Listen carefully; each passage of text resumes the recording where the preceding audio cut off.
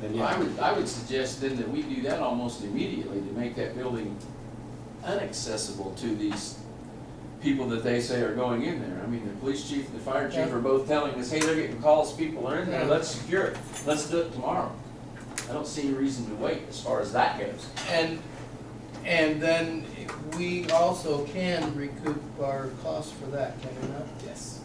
I mean, that's my opinion, we go tomorrow, when we board the place up, so nobody can get in, Well, nobody gets as soon hurt. as practical. Well, yes.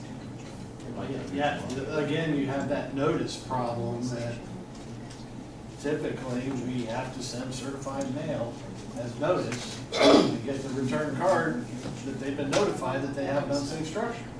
Well, Haven't we done that already? have we We've sent? sent the letter, we have not gotten the green card back knowing, because these people they know what they are once they get one or two of them, and they're like, we're not gonna go pick that up, I've never been notified again. Well, and what we can do in this instance, if you can't show notice, you can't show for sure that they've been served with notice, what I would recommend is if Gloria Parra is their agent, somebody deliver a copy of the letter to her. She's their agent and would be sufficient for receiving notice. And then go from there. So if you give her the letter and say you've got 10 days to get this thing boarded up, and it's not boarded up, then you can secure it and say that we know that that entity received notice through its agent. Now, it's not as secure from a legal standpoint as going through a registered agent, or whomever is registered with the Secretary of State for this entity. But it is sufficient notice for what you're trying to do. In a case like this, why don't you just have it delivered by sheriff? And you can do that, yeah. Well, some of these investment groups don't live in town. But can't we serve the agent, can't we serve this Gloria? It's served by the sheriff in the county they reside. Yeah, you could effectuate service that way. You could also, if it's a corporation, you could effectuate service through the Secretary of State, whomever their registered agent is. And I don't know for Wireworks LLC. I could look it up Well, for you to tell you who the registered agent is. in terms of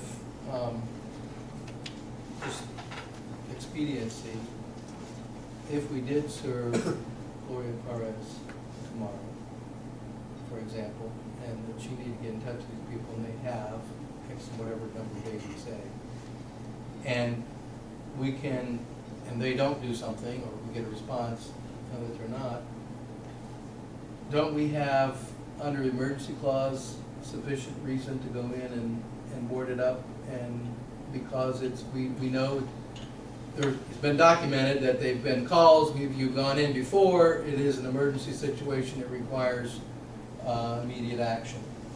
Or can we do that by just immediately notifying Juarez, and then whenever it's practical for the city to get it done, to do it? I believe you have sufficient, based upon the evidence that's been presented to you tonight by the police chief and the fire chief. I believe you have sufficient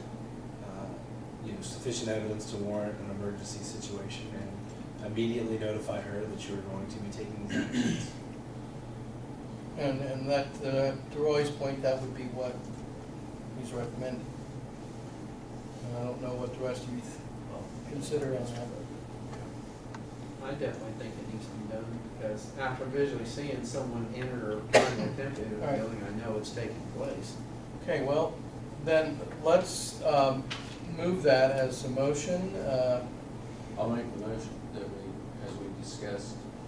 So then it's an emergency It's an emergency situation, and situation. we'll notify their agent and take action as prudent, as effectively as possible, or as immediately as possible, to board it up, secure the building. Is there a second? Second. John has. All those in favor, say aye. Aye. Opposed? Unanimous decision. So we have a taking action on that particular building. Given time, I'm not going to proceed with the downtown building deal at this point. I think one step at a time here with our maintenance deal, I really do want us you to give some real thought to looking at, now that you have this in front of you again, what it is, how you would go about, what kind of timeline you think is prudent, and what sort of steps you think would be appropriate for enforcement. Okay? Can I make another plan?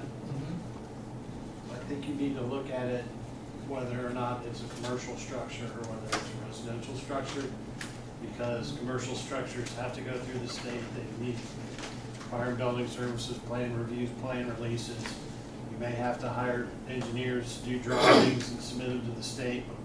So your commercial structures maybe need to take a little longer than what the residential structure.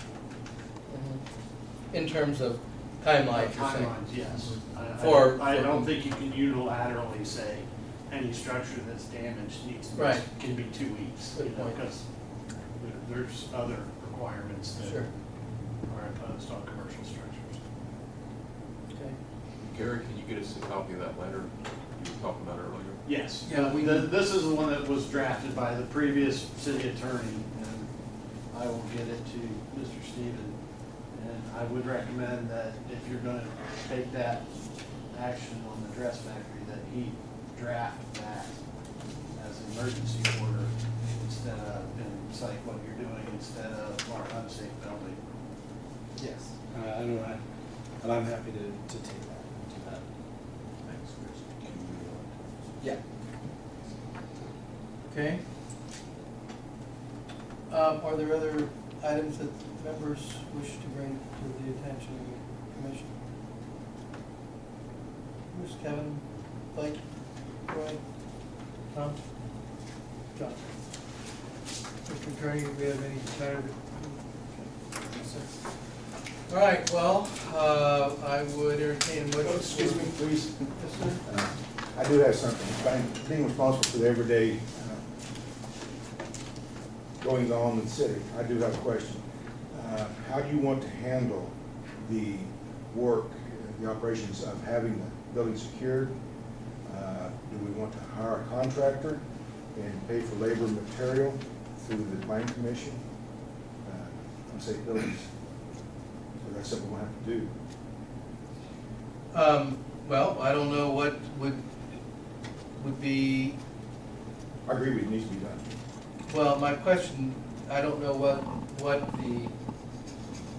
has been done in the past with situations like this, whether there's been sufficient time or expertise to do it through city employees. If the manpower is available with, fire department, street department, water, wastewater, we utilize what we can.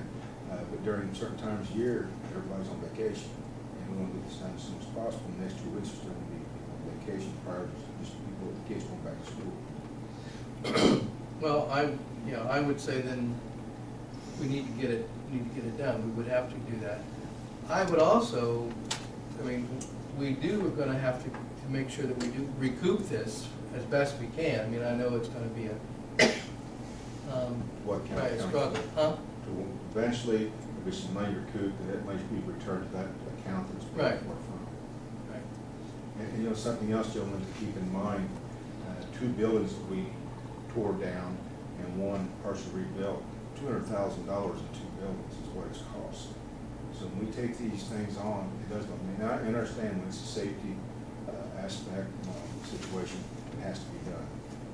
I'm just guessing like the Decatur Hotel, to acknowledge that, you're probably looking at $130,000 to take it down. So which one you're talking The about? old Decatur Hotel, Oh, yeah. take a building like that down. Yeah. And there's a lot of buildings that could probably come down, and if they're unsafe, they should be. Sir? The building that was remodeled or put back together on South Franklin, east side of the road, where do we currently stand on that? Have we put that on the market? It can be sold, we're not putting it on the market, we're waiting for this deal with Decatur Hotel to take effect, Decatur Apartments, so that maybe we can sell it then at a better cost, recoup some money that we have invested. Originally, I think $67,000 to tear it down, then we found out the one thing that was insured with liability, and that's another $18,000 to fix what the storm had done to it. And we did get 3 lots down by the the old quarry hole, which was sold for $10,000 a lot to the wastewater plant to put the building up on top of the hill instead of down at the bottom. So we recouped $30,000 there, and that's where $30,000 of what your current money in the unsafe building account came from. That's kind of loaned to that, so we did have money operating on it. So it is quite expensive whenever we take these endeavors on, but need to be, they need to be. Yes, especially when people's lives can be at Absolutely, stake. absolutely. There's no price to put on a person's life. Can't argue that. Thank you, we'll take care of it then. Okay, Now, thanks. this under an emergency order, we don't need to take quotes, we can just get somebody to go do this, right? Yes. Chief. Yes, ma'am. I don't know whose responsibility this falls to, but the alley on the south side of the square, and I don't know if it's behind the Decatur Hotel or the next building to it, or who this falls to, but the alley itself has sunk in, and it's done it pretty bad, and I don't know if anybody has noticed that place or not, but I would think it could hurt a car going through there if they'd hit it. And so whoever that falls to. We'll refer to the mayor to refer to the tree man. That's property owners. I'm not sure if one owns it all or if it's split. It's the same way on the west side of the square. That alley belongs to property owners. Generally alleys do. I know. Yeah, the only alley that we own right now is on the east side of Is the this square. east-west alley or north-south alley? It's on the end down by the Decatur, but I don't know if it's them or the next one. And then it's on the right-hand side of the alley towards the parking lot. Okay, Look into it. Okay. thank you. Okay. Motion to adjourn? So moved. Amen.